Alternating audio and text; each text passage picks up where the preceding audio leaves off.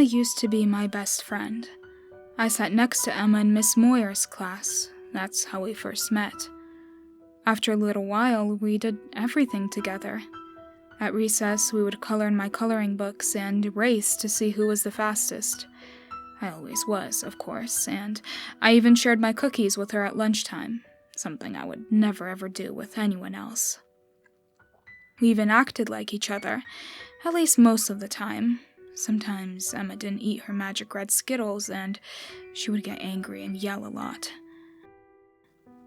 One day, Emma came to class, and she had the prettiest mittens in the whole wide world.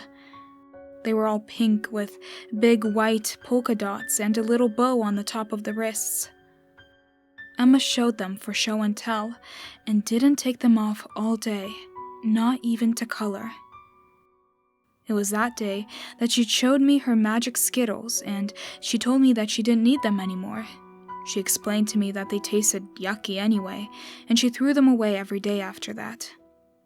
I didn't get why she didn't like Skittles anymore. I mean, I always did, but that was Emma.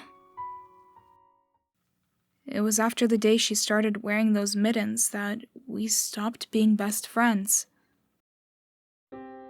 Emma started being mean, and we stopped coloring together, and we didn't race, and she told me that my cookies were all dirty. Now I know my cookies weren't dirty. My mommy put them in little bags for me, and she always washed her hands. Emma started telling all the kids at our lunch table that their food was dirty, even the ones with the cartoon lunch boxes, and I knew that wasn't true. One day she just yelled at us and said that our food was so dirty that she couldn't even sit with us. She decided to sit all alone and just stared at her mittens, because even her food was dirty now.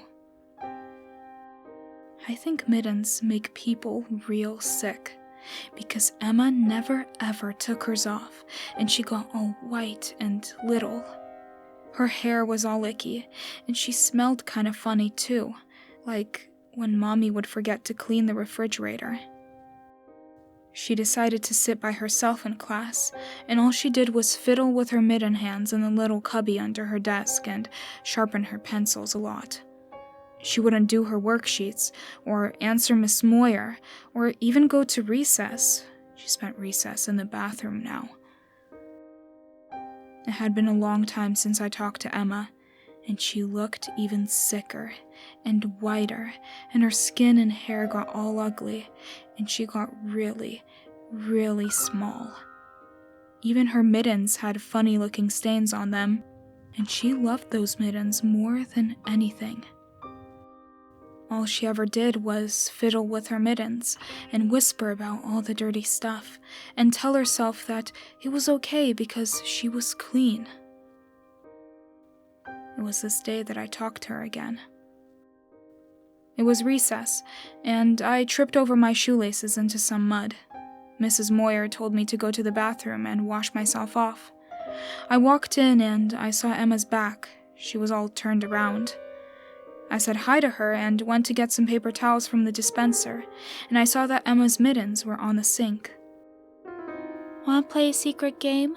Emma asked me, still looking at the wall with her hands up at her face, like she was counting for hide-and-go-seek. She made funny sounds too, like my puppy did when we fed him. "How do you play?" I asked. "I tell you a secret, and you never ever tell anyone," she said, as she made more little sounds. "Okay," I told her. "I found something that wasn't dirty." "I'm not dirty." She turned around. I screamed, and I ran real fast like when Emma would race with me. I realized that she never sharpened her pencils under her desk. She had her broken sharpener in one hand, the one where the plastic was torn off. Parts of Emma's hands were missing, and torn up, and shaved off, and bitten. Other parts were black with yellowish stuff coming out. She had pieces, little pieces stuck to her lips and her teeth. I ran, and I cried into Mrs. Moyer's hip. I didn't want to play the secret game. I told her that Emma's mittens were eating her. She laughed at me and told me that mittens couldn't eat people, But I cried, and I cried until Mrs. Moyer left to go talk to Emma about scaring me. Emma wasn't in class for a long time after that. The principal said that no one could wear gloves or mittens anymore, and we got new desks without cubbies in them, and the school nurse had everyone come into her office, one at a time, to look at our hands. All the kids in my class got papers for our mommies taped to our backpacks, and they were all about Emma, and my mommy said I couldn't be her friend ever again. When Emma did come back, she still got to have a mitten, one little empty, blue mitten. Her other mitten ate her hand clean off, and she had a smooth place all around her wrist instead.